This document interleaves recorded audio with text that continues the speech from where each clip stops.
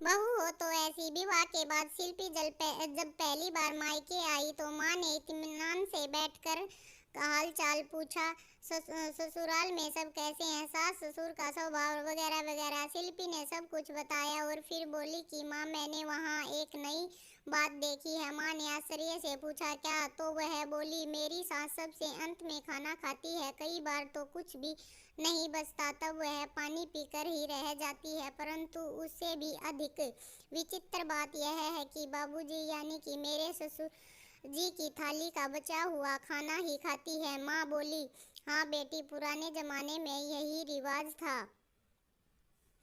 औरतें औरतें अपने पतियों के खाने के बाद उनकी थाली में ही खाना लेती थी। कहा जाता है कि जूठा खाने से प्यार बढ़ता है, लेकिन माँ आप तो ऐसा नहीं करती और पापा भी थाली में कभी जूठा नहीं छोड़ते। अब समय बदल चुका है बेटी और हम लोग शहर में रहते हैं। गांव में यह चलन अभी भी है, परंतु तुझे क्या, 2 दिन बाद तुझे शेखर के साथ मुंबई चले जाना है। छोड़ इन बातों को, माँ ने कहा। तो शिल्पी बोली हाँ माँ मुझे क्या, लेकिन मन ही मन उसने कुछ निश्चय किया। शेखर के साथ वापस जब वह ससुराल गई और सास को ससुर की थाली में खाना खाते देखा तो उसने कहा माँ जी कल से आप फ्रेश थाली में खाना खाओगी और बाबूजी भी जूठा नहीं छोड़ेंगे। नहीं नहीं बहू, मैं ऐसा नहीं कर सकती। मेरी सास यानी कि तुम्हारी दादी सास भी ऐसा करती थी, फिर तुम्हारे बाबूजी भी नाराज हो जाएंगे। सीधी और सरल स्वभाव वाली उसकी सास ने जवाब दिया तो वह बोली बाबूजी को मैं समझाऊंगी, पर कल से आप उनकी थाली में नहीं खाओगी।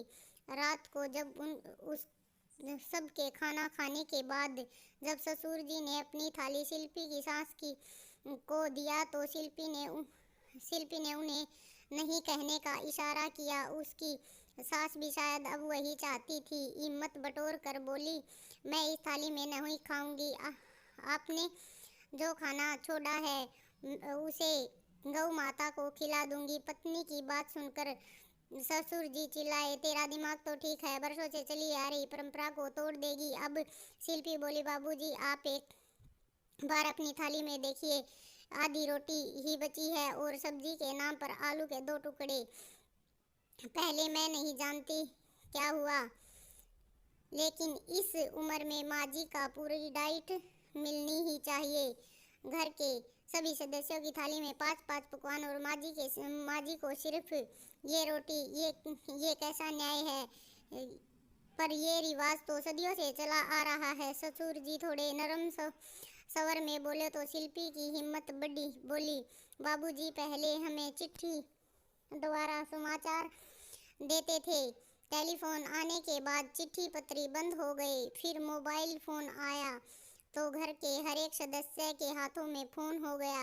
ऐसा होगा ये आपने तो नहीं सोचा था, पर हुआ। बरसों से चला आ रहा बरसों से चला आ रहा है, उसे हमें ही तो बदलना है। अब तो माँ जी भी बहू से सास बन गई है। अब तो उन्हें उनकी मर्जी का खाना खाने का अधिकार होना ही चाहिए। हाँ बहू, शायद तुम ठीक कह रही हो। उस दिन के बाद से शिल्पी की सास भी अपनी थाली में सबके साथ बैठकर खाना खाने लगी और ससुर जी ने भी जूठा छोड़ना बंद कर दिया। Thank you.